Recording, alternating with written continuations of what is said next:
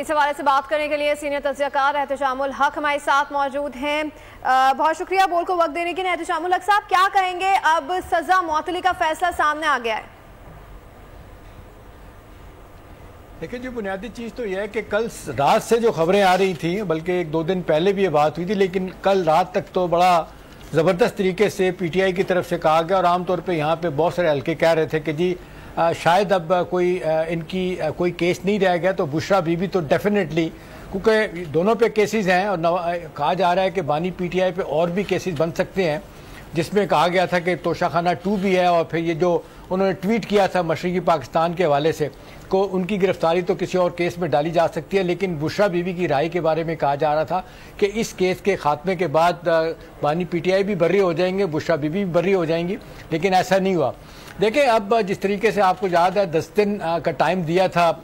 اسلام آباد high court نے کہ 10 دن کے اندر اس کیس کا فیصلہ کیا جائے، اور آپ کو یاد ہے تقریباً 1 مہینہ پہلے جو ایک دن فیصلہ آنا تھا ارجمن صاحب جو جج صاحب ہیں ان کی عدالت سے، اس دن جو جھگڑا وہاں پہ ہوا تھا، وہاں پہ جو بشرا بی بی کے سابق شوہر ہیں، جس انداز سے مانیکا صاحب خاور مانیکا صاحب کی لڑائی ہوئی تھی اور باہر آ کے ان کی مار پیٹ بھی وکلا کے ساتھ کی گئی تھی ان کے ساتھ، تو وہاں پہ اس وقت جو ہے نا وہ جج تھے وہ اٹھ کے چلے گئے تھے، انہوں نے فیصلہ نہیں سنایا تھا، اس دن یہ فیصلہ آنا تھا. اس کے بعد سے ہائی کورٹ کی ڈائریکشن پہ کہا گیا کہ 10 دن کے فیصلہ کیا جائے. تو موجوکا صاحب جو جج ہیں افضل موجوکا، انہوں نے کہا تھا میں 10 دن کے اندر فیصلہ کروں گا، اور جو اس سے پہلے 1-2 ہیئرنگ ہوئی تھی انہوں نے بڑا واضح طور پہ ایک سگنل دیا تھا کہ شاید یہ کیس ایسا ہے کہ ان کی رائے ہو سکتی ہے. لیکن جس طریقے سے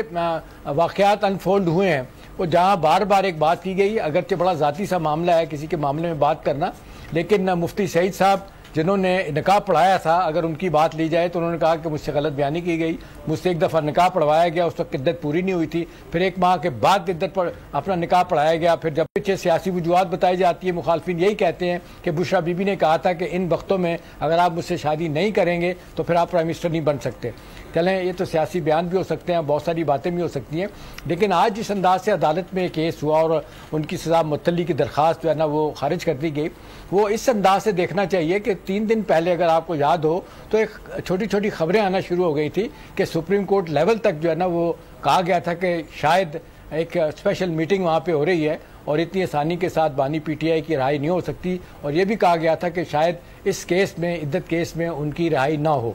اب یہ کیا ہوا، کچھ لوگوں کا خیال ہے کہ ہماری عدالتیں آئسولیشن میں فیصلے نہیں کرتی، وہ بھی زمینی حقائق کو دیکھتی ہیں اور بہت ساری چیزیں دیکھنے کے بعد فیصلے کرتی ہیں کہ انہوں نے کیا کرنا ہے. اب فوری طور پہ تو ریئیکشن یہی ہے جی جو توقعات کے برعکس ہوا، اور عام طور پہ آپ نے دیکھا کہ پی ٹی آئی کا رویہ اس طرح نہیں ہوتا ہے کہ فیصلے حق میں آئیں تو زندہ باد، نہ آئیں تو آپ دیکھا کہ آج انہوں نے سخت باتیں کی، اور جس انداز سے گفتگو کی گئی اس سے پہلے سائفر کیس میں جس انداز سے ان کی اسلام آباد ہائی کورٹ سے رہائی ہوئی اور اس کے بعد معاملہ سپریم کورٹ میں، تو لوگوں کا خیال تھا کہ جی شاید ان کے اس کے بعد کوئی کیس نہیں رہ جائے گا اور ان کی رائے ہو جائے گی، اور عدالتوں کو بڑا ویٹ دیا گیا، بڑی ان کی جس کو کہنا چاہیے ان کے بارے میں بڑے دعوے کیے گئے کہ پاکستان کی عدالتیں بڑی آزاد ہیں. اب یہ ایک سیاسی معاملہ ہے، ایک نیا ٹرن ہے. اب اس کے بعد دیکھنا کیا ہے. اگرچہ پی ٹی آئی یہ کہہ رہی ہے کہ جی وہ فوری طور پہ جائیں گے لاہور ہائی کورٹ میں اور اس کو چیلنج کریں گے، ٹھیک ہے ان کا حق ہے، ابھی تو یہاں بھی چیلنج ہو سکتا ہے، سپریم کورٹ میں بھی کیس چیلنج ہو سکتا ہے. البتہ سیاسی کانوٹیشن اس کی یہی بنتی ہے کہ شاید یہ اتنی آسانی کے ساتھ معاملہ طے ہونے والا نہیں ہے.